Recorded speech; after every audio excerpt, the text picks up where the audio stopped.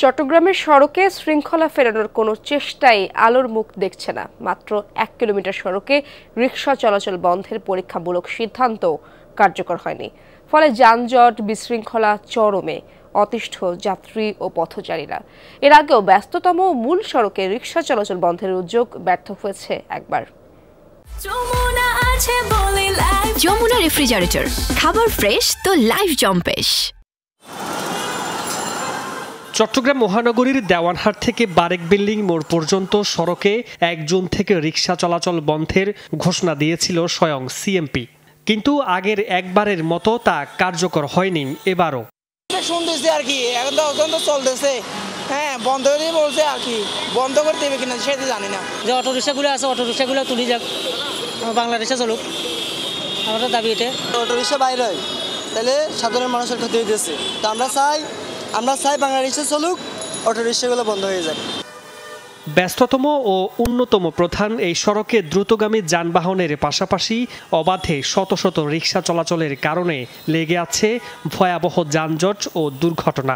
শৃঙ্খলা ফেরানোর সব চেষ্টা ব্যর্থ হচ্ছে বারবার। ডাইনে বোঝে না, বামে বোঝে না, এদিকে ওদিকে আতাইজা ফাতাইজা করে সব দিকে ঢুকে দেয়, সব দিকে জাম। যেভাবে এদিকে ওইদিকে যায়, মানে কোনো সাইড বুঝে না, ইন্ডিকেটার বুঝে না, কিচ্ছু বুঝে না, মানে এদিকে যায় ওইদিকে যায়। এই কারণে তো এটা বন্ধ থাকাটা অবশ্যই ভালো হয়। যানজট কম হবে, বড় গাড়ি তাড়াতাড়ি যেতে পারবে, তাড়াতাড়ি আসতে পারবে। ছোট গাড়ি গেলে তো মনে করো একটু দেরি হয় না, টেনা গাড়ি, ব্যাঙ্ক গাড়ি, এগুলো একটু দেরি হয় যেতে।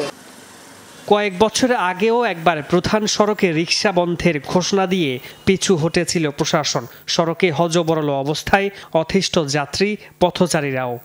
রিক্সা হচ্ছে একটা স্লো যানবাহন এবং এক্ষেত্রে যদি গাড়ির স্পিডের কারণে রিক্সায় কোনো কিছু লাগে তাহলে রিক্সা উল্টে যাওয়ার সম্ভাবনা আছে, প্রাণহানি হওয়ার সম্ভাবনা আছে।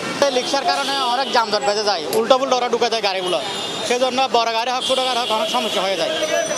রিক্সা বন্ধ করলে ভালো হবে। জুনের পরিবর্তে এবার জুলাই থেকে বন্ধের কথা বলছে সিএমপি। অনেক প্রতিকূলতার ভিতরে আমরা চাচ্ছি যে মূল সড়কটা বিশেষ করে রিক্সা, ভ্যান, ঠেলা থেকে মুক্ত থাকুক। তা আমরা তো আসলে পর্যায়ক্রমে এটা করতে চাচ্ছি। ঈদের পরপরই এটা আমরা উদ্যোগ নেব এবং আমরা চালু করে দেব। মামুনুর রশিদ তৌফিক, যমুনা নিউজ, চট্টগ্রাম।